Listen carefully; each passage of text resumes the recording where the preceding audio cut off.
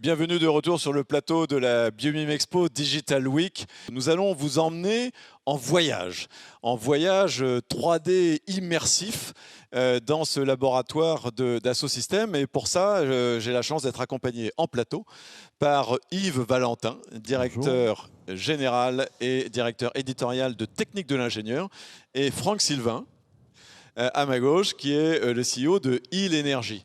Je vous passe la main, Yves, pour que nous rejoignions bientôt Géraldine chez Dassault Systèmes. Merci Alain. Donc Technique de l'ingénieur, en fait, depuis 1946, est un vecteur de transfert des connaissances depuis les sachants vers l'industrie et les ingénieurs de R&D. Donc on fait partie de cette chaîne. En fait, on est un maillon de la chaîne qui va de l'idée vers la transformation de l'idée en conception. Et Dassault est le maillon suivant puisqu'il permet de modéliser, de dessiner, de concevoir et de mettre en pratique, de rendre industrialisable une idée finalement. Donc Géraldine va nous parler d'un premier projet. Quand on parle de biomimétisme, puisque c'est quand même le sujet ici, moi j'ai deux idées qui me viennent comme ça en tête. La première, bon, c'est le velcro, je ne sais pas pourquoi, c'est le premier exemple de biomimétisme qui m'est resté en tête. Et le deuxième, c'est Léonard de Vinci, puisqu'on sait que Léonard de Vinci s'est beaucoup inspiré de la nature justement pour concevoir, pour dessiner ses projets. Et donc je crois que c'est un des premiers projets dont va nous parler Géraldine à travers le projet Codex. Alors ce sont deux bons exemples. On va se connecter avec Géraldine Ganvaux. Merci Géraldine de nous accueillir. Bonjour à tous, ravi de vous accueillir ici au 3D Experience Lab de Dassault Systèmes, qui est le laboratoire d'Open Innovation. Ici, nous sommes à Vélizy, donc tout proche de Paris, et nous sommes dans les locaux même. Donc ici, vous voyez qu'une partie du lab.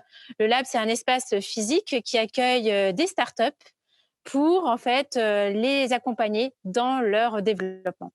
Mais avant en fait de parler du lab, ce que l'on fait, peut-être une rapide présentation de ce que fait Dassault Systèmes serait peut-être la bienvenue. Qu'est-ce que vous en pensez? On est d'accord, on est d'accord. Allons-y Géraldine. Super. Alors, c'est parti. Donc, Dassault Systèmes est une société qui existe depuis 1981 et qui a pour vocation de modéliser qui a pour vocation. Alors là, on est sur une slide qui est celle de Biomime Expo. Alors, je suis ravie en fait de voir Biomime Expo, mais j'aimerais bien voir celle de Dassault Systèmes. Super, voilà. Vous voyez, la technologie, c'est merveilleux. Donc, en fait, comme je disais, Dassault Systèmes existe depuis 1981 et au départ, en fait, on était uniquement en fait sur la forme de l'objet. Qui dit la forme, c'était uniquement sur la partie extérieure, donc sur la partie esthétique. Ensuite, en 1989, on a été plutôt sur la digital mock-up, c'est-à-dire à la fois la partie esthétique extérieure, mais également la partie volumique intérieure, et donc sur toute la partie engineering. Ensuite, en 1999, ça a été un grand pas sur ce qu'on appelait le PLM. PLM, c'est en fait toute la vie en fait d'un produit, de sa conception jusqu'après son développement industriel, ensuite sur le manufacturing et la commercialisation d'un produit. Donc c'est toute la vie intégrale en fait du projet. Et ensuite, en fait, en 2012, on est passé à l'ère de la 3D Experience Platform. La 3D Experience Platform, c'est une plateforme collaborative qui permet d'intégrer toutes les solutions de Dassault Systèmes en mode collaboratif.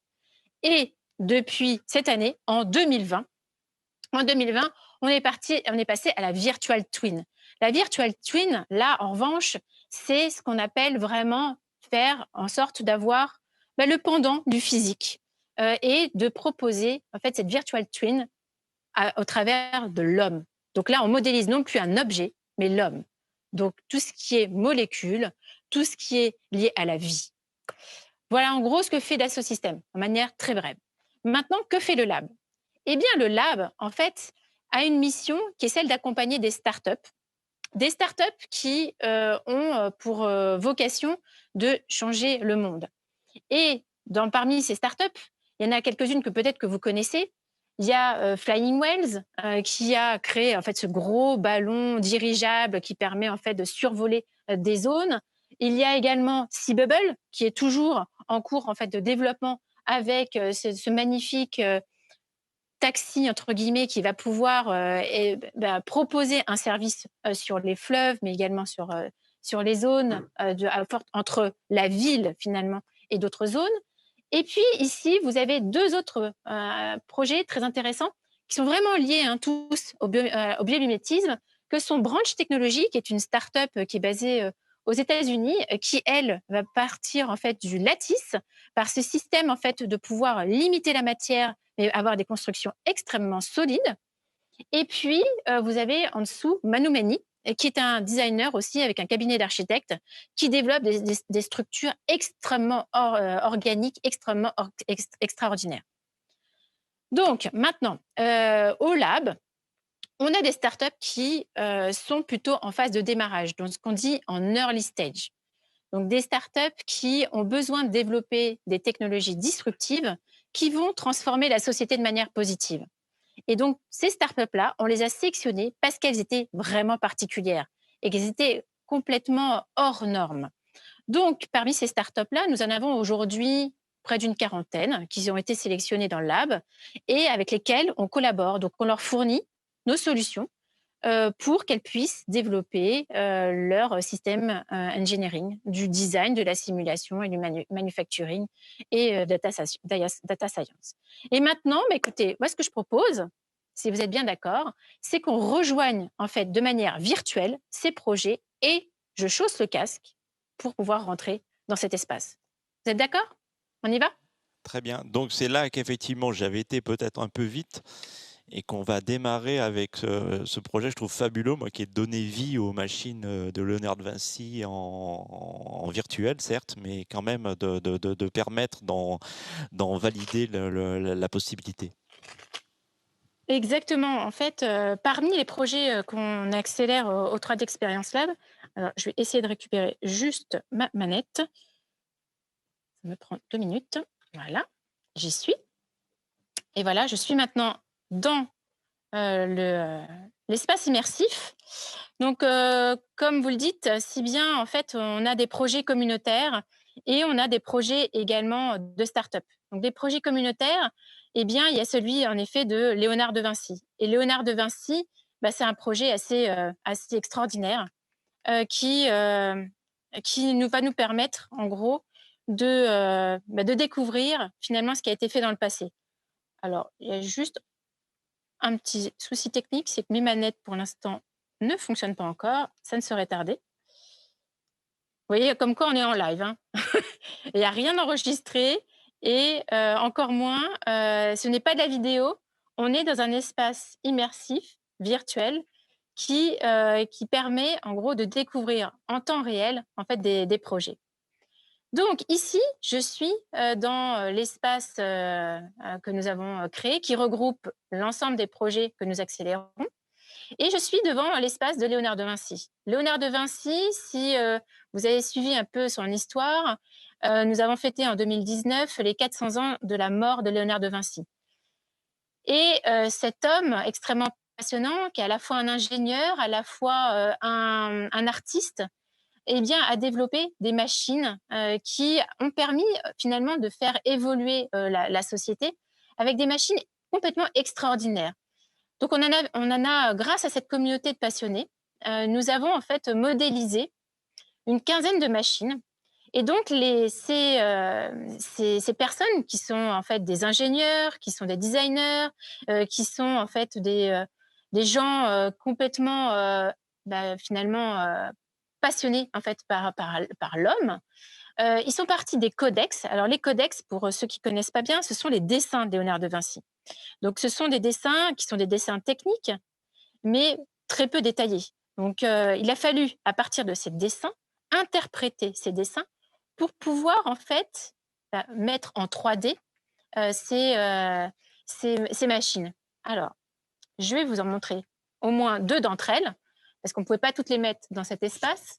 Et ici, vous pouvez voir la Flying Machine. La Flying Machine,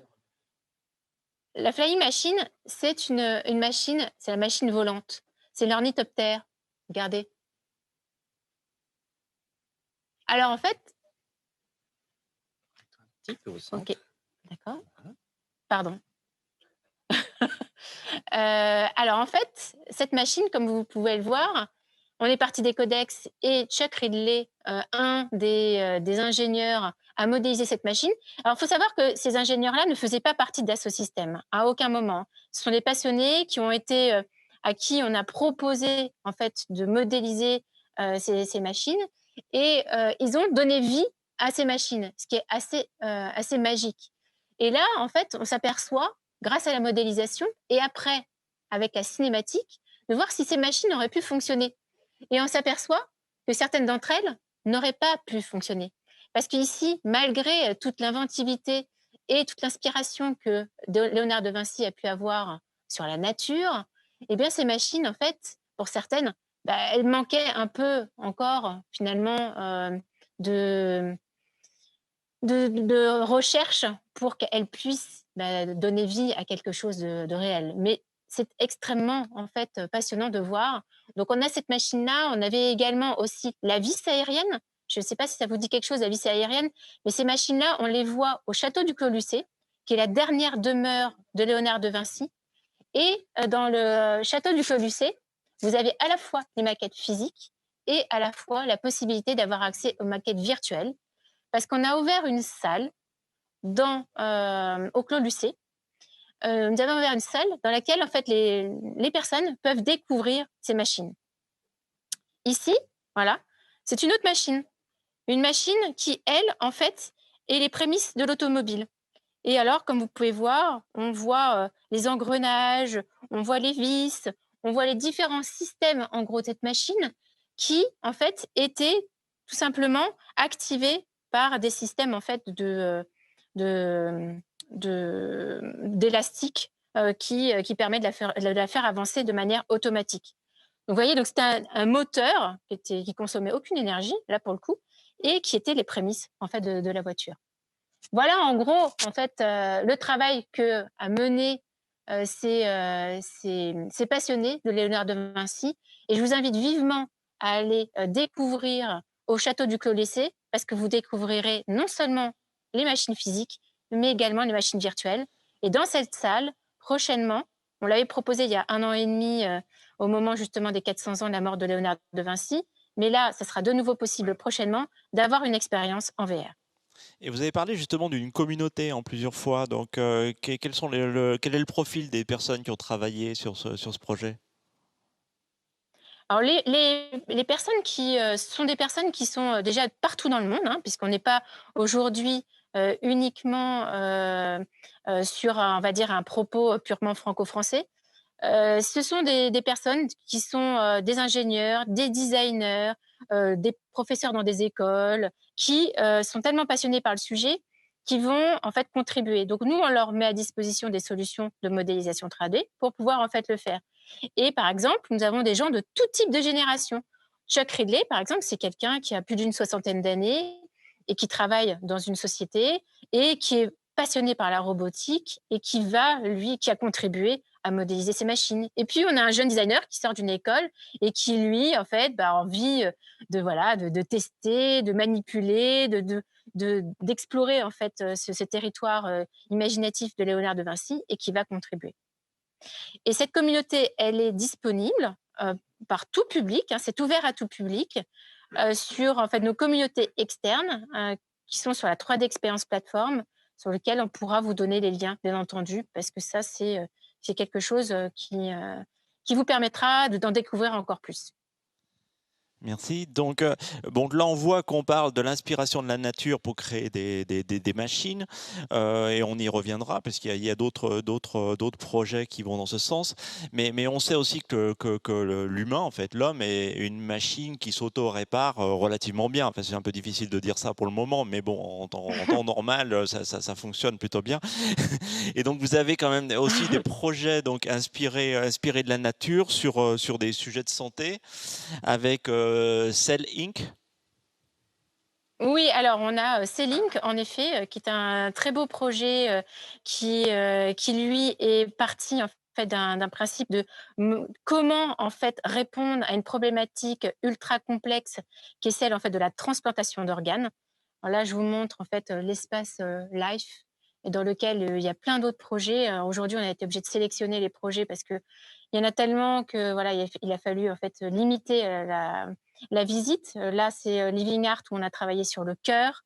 Mais là, donc, on parle de C-Link, donc société américaine qui, elle, grâce à un principe, en effet, d'additive manufacturing. Donc, l'additive manufacturing, c'est en gros c'est la possibilité d'imprimer en 3D des objets, mais bien au-delà maintenant, des molécules et donc des organes.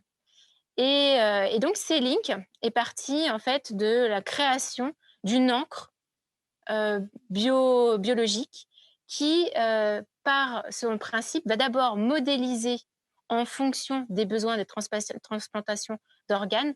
Aujourd'hui, aux États-Unis, 112 000 personnes depuis mars 2020 ont eu besoin d'une transplantation d'organes. Donc, c'est considérable. Et donc, là, grâce à ce principe-là, on va pouvoir imprimer un organe. Ça peut être une cellule d'une peau, ça peut être en fait un organe tel qu'une oreille, ça peut être un organe tel que d'autres qui sont nécessaires à la vie en fait de la personne. Et grâce au principe, une fois que l'organe est modélisé, eh bien en fait cette machine, qui est une machine en fait d'impression 3D, va pouvoir imprimer localement cet organe.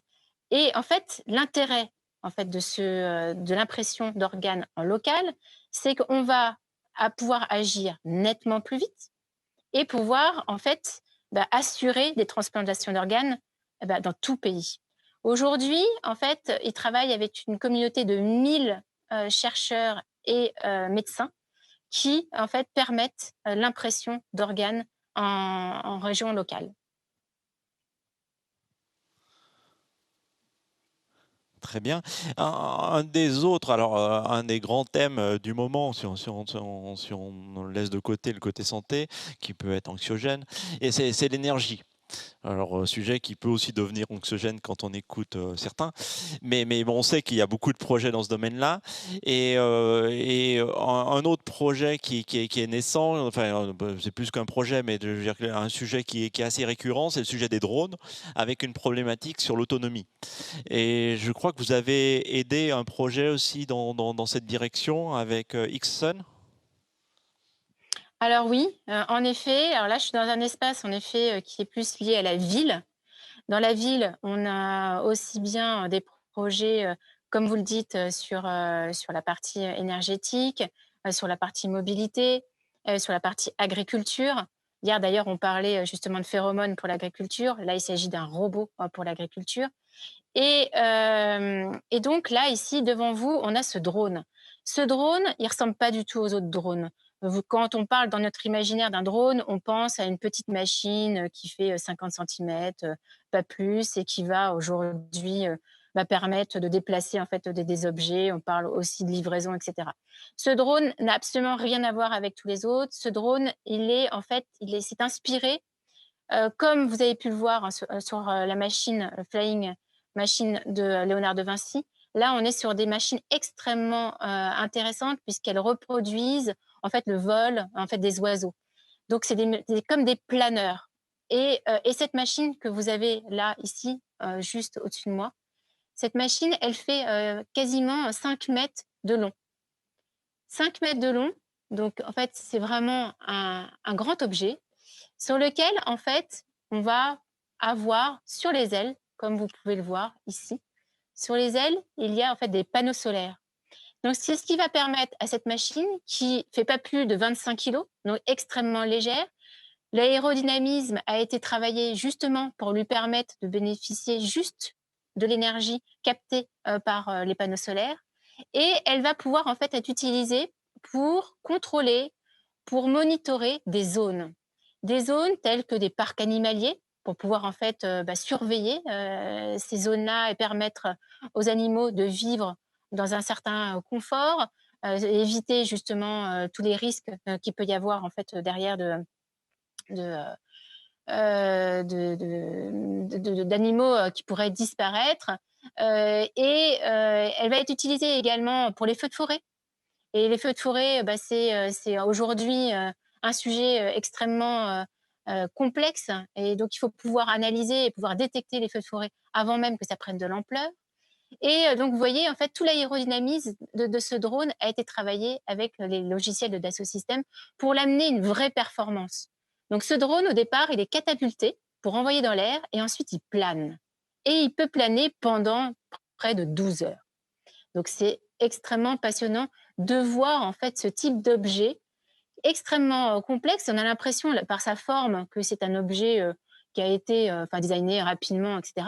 Non, en fait, la start-up, ça fait 4 ans qu'ils sont dans le lab et ça fait 4 ans qu'ils travaillent de manière ardue sur le développement en fait, de ce projet. Et comme vous pouvez le voir, en fait, tous les projets du lab sont des projets qui répondent à un enjeu des Nations Unies. Donc celui-ci répond à l'enjeu numéro 11 qui permet en fait de rendre une ville plus inclusive, plus sûre, plus résiliente et sustainable.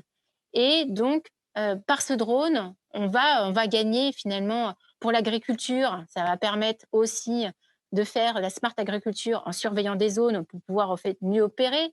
Ça va être là pour les feux de forêt, ça va être pour les parcs animaliers, mais ça va être aussi pour les zones portuaires pour pouvoir aider justement en fait le trafic des bateaux. Merci. Donc maintenant, donc on va continuer sur les sujets d'énergie, donc avec Franck qui est ici sur le plateau. Et je crois que là vous avez un très beau projet quand même sur la production d'énergie totalement propre, décarbonée, avec Il Energy.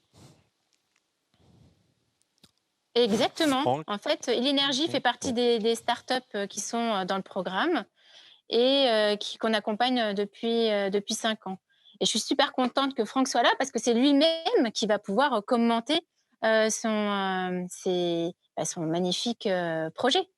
Alors Franck, peut-être un mot sur l'origine, la genèse du projet? Oui, donc Il Energy a été créé il y a 8 ans maintenant. Les premiers fonds pour développer la société ont été levés il y a déjà 7 ans. Et donc maintenant, on arrive depuis maintenant quasiment 1 an et demi, on est sorti du laboratoire et on se confronte à la nature avec notre solution d'hydrolienne à membrane ondulante.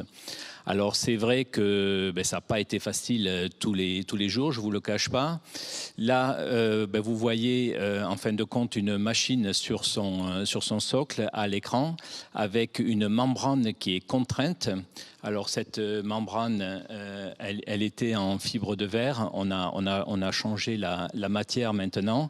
Mais donc ce qui est important, c'est que cette membrane est contrainte sur les côtés et plus on la contraint, plus elle va s'opposer au courant qui passe et plus elle va être puissante. Et ce câble, en fin de compte, maintenant nous sert à régler la puissance que l'on veut de la machine, c'est-à-dire si on se retrouve avec des courants qui sont trop puissants, il suffit de lâcher le câble un petit peu, la machine va se débrayer, c'est un peu comme oui, comme le Vendée Globe, exactement. C'est comme une voile, exactement pareil. J'avais en tête dans l'énergie les pales d'éoliennes qui se débrayent en supprimant la surface au vent. Là, c'est exactement pareil. Mais en plus, l'avantage que l'on a, c'est qu'on peut travailler sur la raideur, l'épaisseur de cette membrane.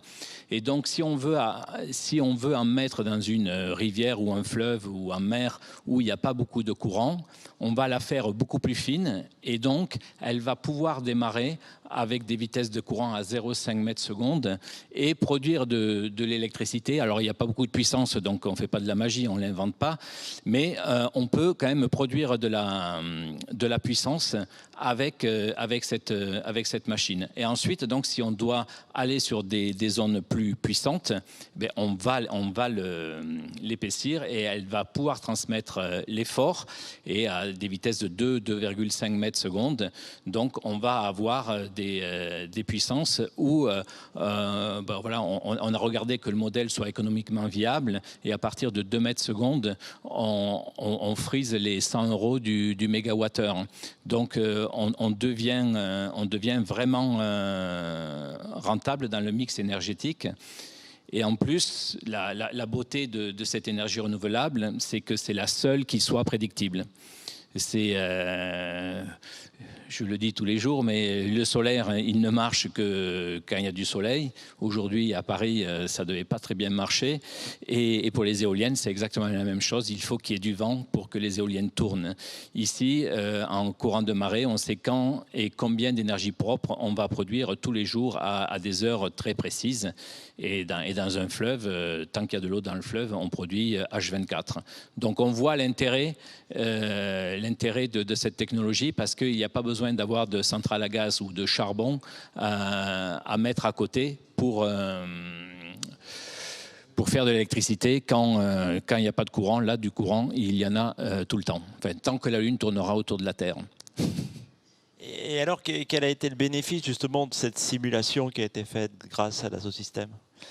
Alors, Dassault Systèmes nous a donné accès à tout leur programme et donc c'est un avantage considérable en termes de coût déjà et puis en plus l'assistance pour se servir de tous ces programmes, ce qu'on utilise Katia et tous les outils de Dassault. Mais ce que je disais, c'est tentaculaire toutes les options qu'il peut y avoir dans ces programmes. Une seule personne ne peut être compétente pour les faire marcher. Et donc, l'intérêt d'être dans le lab de Dassault, c'est d'avoir accès à tous les spécialistes, et ils sont des centaines, pour régler nos problèmes, certes nombreux, mais qui disparaissent les uns après les autres depuis 2 ans. Et vous avez pu donc simuler les prochaines étapes, les prochaines applications ? On simule des machines beaucoup plus grosses. On simule la matière et on s'aperçoit que on est 20 à 30% plus rentable que les hydroliennes classiques à hélice. Et la question qui m'était souvent posée, c'était de dire mais votre système paraît plus efficace, pourquoi vous en servez pas comme propulsion ? Et donc on a commencé à s'amuser à faire les premières simulations et en fait de compte en effet elles sont très bonnes puisqu'on se retrouve 20 à 30% plus efficace qu'une hélice, mais en plus la beauté nous par rapport à une hélice, c'est que on pourrait prévoir des machines qui propulseraient et quand le bateau veut freiner ou quand le bateau veut s'ancrer dans un courant, il produirait sa propre énergie. Ça devient réversible comme un véhicule électrique en fait. Voilà, ça serait la Tesla, le bateau, ça serait la Tesla des bateaux. Oui. Et alors tout à l'heure, vous me disiez justement que ce modèle, cette inspiration venait du fait que l'animal finalement le plus rapide était un animal marin. Absolument. Alors à force de les répéter, j'ai l'impression que tout le monde le sait, mais l'animal le plus rapide sur Terre, c'est le marlin bleu ou l'espadon voilier qui déplace les 110 km/h, qui arrive même à des pointes à 120 km/h, alors que le jaguar, qui est censé être le plus rapide à 110 km/h en pointe, est vraiment dépassé. Et ça veut dire que donc la première application qui sortira, je veux dire, en concret, enfin en utilisable, en dehors du labo, on va dire, ça sera plutôt la propulsion ou plutôt la production d'énergie ? C'est la production d'énergie. Elle est déjà sortie du labo. On produit de l'énergie dans une ferme aquacole dans le nord de la France, à Gravelines, chez Aquanor. Ils nous ont laissé installer une machine dans leur canal de rejet de la ferme. Et donc, on se retrouve dans un canal de 4 mètres de large avec 1 mètre de hauteur d'eau. Et on a mis une petite machine dedans qui fait que je ne dise pas de bêtises, 1,5 mégawatt-heure par mois. 6 mégawattheures par an. C'est de l'électricité pour 2-3 foyers. Donc, c'est déjà, mais c'est un tout petit canal et c'est une toute petite machine. Donc l'étape d'après, l'année prochaine, en 2021, ça va être de mettre une machine beaucoup plus grosse qui devrait produire 10 fois plus d'électricité. Non, alors on Si je va me juste trompe pas, bouger c'est de la 100 machine. mètres, on va aller dans le canal de rejet de la centrale nucléaire de Gravelines. On a signé une convention avec EDF pour mettre une machine. Bravo. Si je ne me trompe pas, c'est la machine qu'on voit là devant nous. Hein, si je ne me trompe pas, Franck, Alors, c'est la attends, machine qu'on voit devant nous. Là, la machine. Oui, qui est il faudrait ici, c'est la se machine qui est rapprocher parce utilisée que pour, on la voit pas trop, mais voilà, la machine a été simplifiée. Je vois pas le mât dessus, oui. mais en fin de compte, Non, la membrane fait. ondule et il y a un mât au bout et ce mât actionne Elle est là, un générateur. Et, voilà, et donc, on a travaillé sur la matière, on a travaillé sur la simplicité de la machine, de manière à ce qu'elle ait le coût de revient du mégawattheure ou du kilowattheure le plus intéressant et que ce soit quelque chose de vendable, que ce ne soit pas juste une bonne idée. Il faut que ce soit économiquement viable et on a bien fait attention. Et c'est pour ça que ça a pris du temps aussi que la machine soit rentable. Et là, on peut dire qu'elle est parce qu'on peut décomposer tous les coûts des matériaux qu'on utilise. C'est assez facile et voir le rendement de la machine. Okay. Fabuleux. Alors ici, on l'a mise dans un espace, dans un couloir exprès justement dans cet espace pour montrer justement qu'elle est utilisée dans des rivières. On a mis la structure justement pour montrer comment la membrane pouvait évoluer. Donc ça, c'est vraiment l'objet purement en fait en 3D hein, de ce qu'est aujourd'hui la membrane. On l'a simplifié en effet parce que bon, il y a quand même des parties qui sont assez confidentielles qu'on ne peut pas révéler aujourd'hui. Mais vous voyez dans son ensemble comment elle s'accroche, comment on elle voit est bien, on voit bien les murs du canal. On voit les murs du canal, comment elle est accrochée.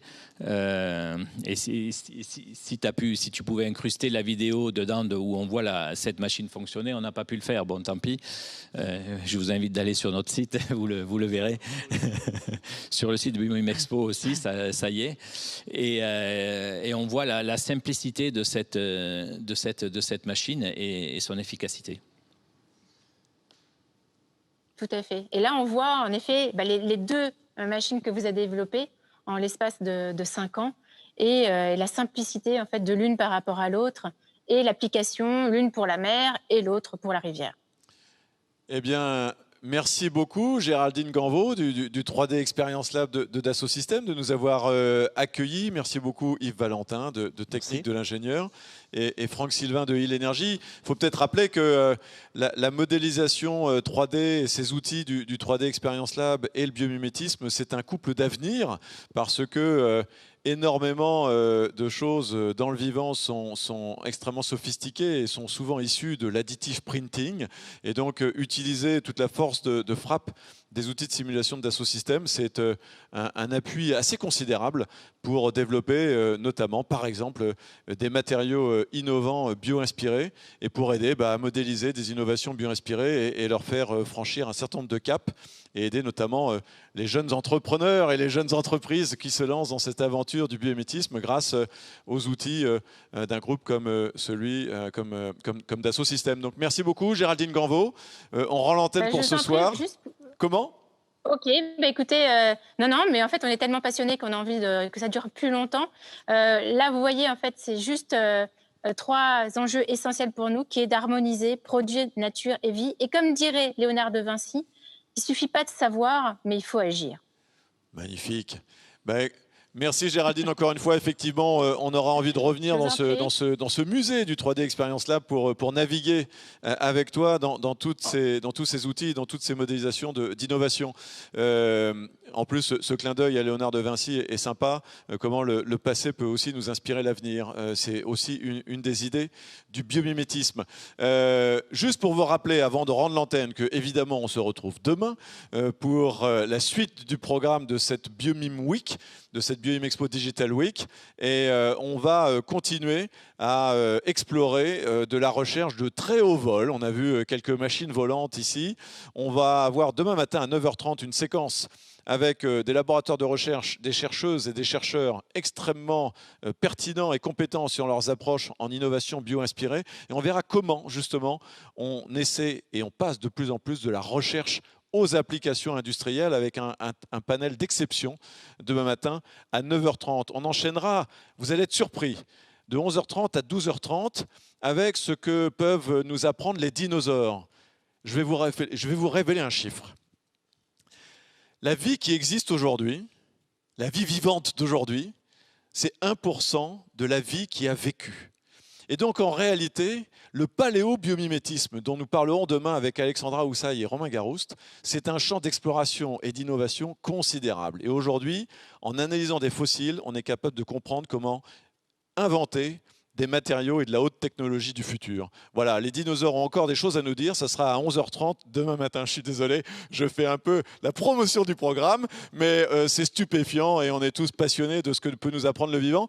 Alors évidemment, Géraldine l'a rappelé, encore faut-il savoir apprendre du vivant et développer de la connaissance. Et donc là aussi, très important, c'est un courant très dynamique en France aujourd'hui. À 14h30, on réunira des écoles qui sont un peu à l'avant-garde de ces nouveaux enseignements et de ces nouvelles formations sur le biomimétisme de 14h30 à 16h. Et puis 16h30, 18h, 5 portraits témoignages avec des écologues, enfin une écologue, avec un designer, avec un prof de physique qui va chasser des papillons morphos en Amazonie, avec un paysan chercheur.